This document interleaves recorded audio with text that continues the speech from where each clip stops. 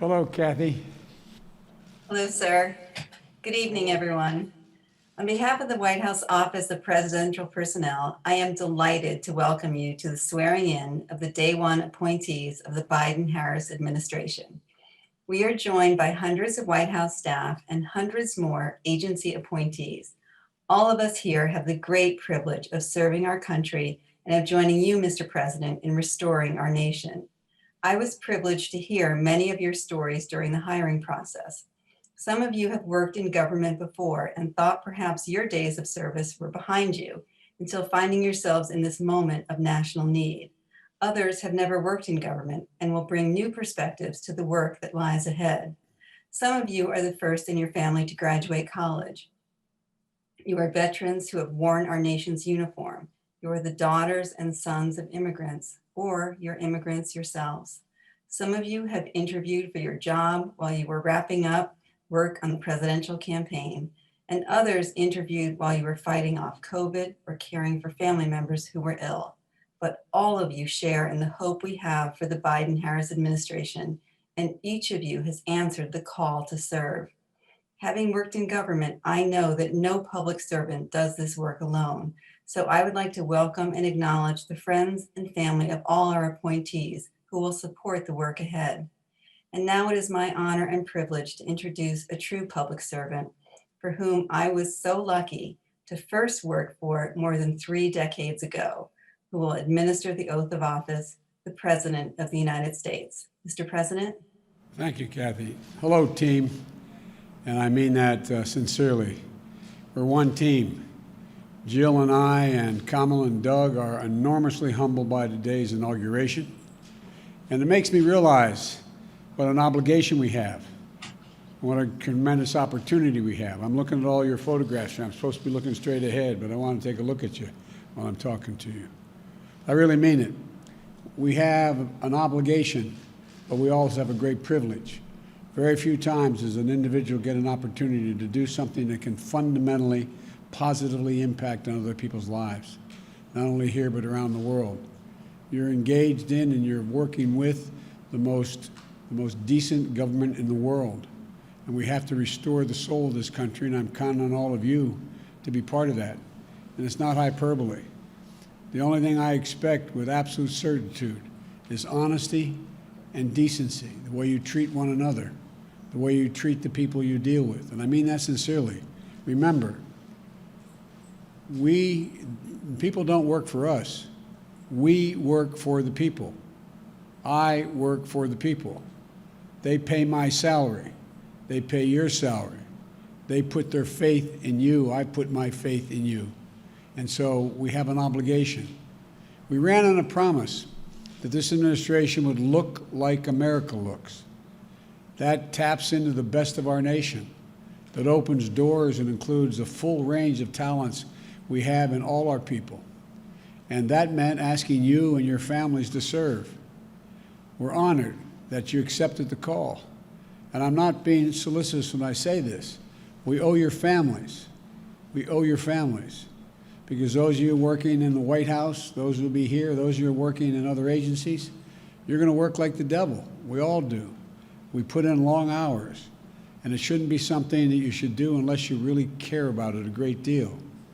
You know, there have been few moments in our history, in my view, when our nation has been more tested than we are now. Few when public service will matter more, when it will matter more.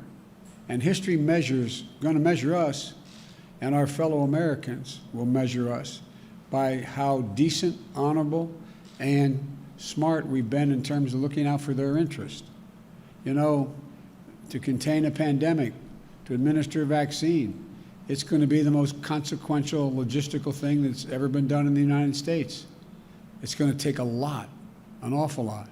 We're going to rescue an economy, but we have so many opportunities to build it back and build it back so much better. I've said from the beginning that when the American people given half a chance, they have never, ever, ever, ever, ever let their country down. And that's not hyperbole. You know, some thought in my party, our party, my party, and some thought in the country, and some thought in the press, when I said I was running for 3 reasons. I said I was running to restore the soul of America. By that I mean just common decency, honor, your word, doing what you say you're going to do, treating people with respect. My dad used to have an expression. He said, everyone, every single person, regardless of their background, is entitled to be treated with dignity. I expect you to do that for all the folks you deal with, all the folks we work for, the American people. And you're going to try to keep us safe and secure from the threats and the unseen, to root out systemic racism. We've reached a point, in my view, where the American people have had the blinders have been taken off. They've been taken off and realized, they didn't realize before, just how much systemic racism still exists, because they didn't live in circumstances where they were with large minority populations, whatever the background was. And all of a sudden, they see what happened to George Floyd, with his nose being pushed up against the curb, suffocated to death and murdered. And they said, my God, that really happens. It's because the technology has changed. The young man had the courage to stand there for 8 minutes and 44 seconds and take that picture. And the whole world responded. The whole world responded. We have a chance. We have a chance to change things. For the reason I got involved in politics when I was a kid at 26 years old, running for local office to try to change redlining. I really mean it. So you shouldn't be doing this unless you feel it. I always say a simple proposition. I trust people more who the idea and the concern starts in their gut, goes to their heart, and is able to articulate it by a good brain, rather than the person who thinks of it intellectually but never feels it. The people you can count on are the ones that starts from the gut, works their way to the heart, and have the intellectual capacity to do what needs to be done. And so, folks, we have a lot going on. We have a lot of opportunities. We can meet this existential threat of climate change. I really believe it. Again, the world has figured out, the United States has figured out, whoa, it makes a gigantic difference. Makes a gigantic difference, these unseen threats, air you can't breathe, living on fence-line communities and the like. So much more we can do. We have such an awful lot to do, but I know you. I know your heart, your dedication, your commitment to this nation. And I know you can do it, and we're going to do it by leading with one core American value: humility and trust, collegiality, diversity, competency, and family. And I want to thank your families for the sacrifices. But I'm not joking when I say this. If you're ever working with me and I hear you treat another colleague with disrespect, talk down to someone, I promise you I will fire you on the spot. On the spot. No ifs, ands, or buts. Everybody is entitled to be treated with decency and dignity. That's been missing in a big way the last 4 years. Kathy's gone through all your backgrounds, talked to me about you. I'm confident you have the capacity to do it. We're going to be judged. We're going to be judged whether or not we restored the integrity and the competency of this government. I need your help badly. Last thing I'll say, I'm going to make mistakes. I'm going to make mistakes. When I make them, I'll acknowledge them, and I'll tell you. And I'll need your help to help me correct them. We're not going to walk away. We're going to take responsibility. That's what we do. That's what you do. That's what so many of you have done throughout your career, and I expect you to do it again. So I'm happy we're starting, happy to join all of you. There's almost 1,000 of you on this call, and your families. So thank you very much. That in this nation, everyone, and I mean everyone, is given an opportunity. And those, that's who we are as a country. And that's who we've always been thought to be. I was asked a long time ago when I was with Xi Jinping, and I was on the Tibetan plateau with him. And he asked me in a private dinner, he and I, and we each had an interpreter. He said, can you define America for me?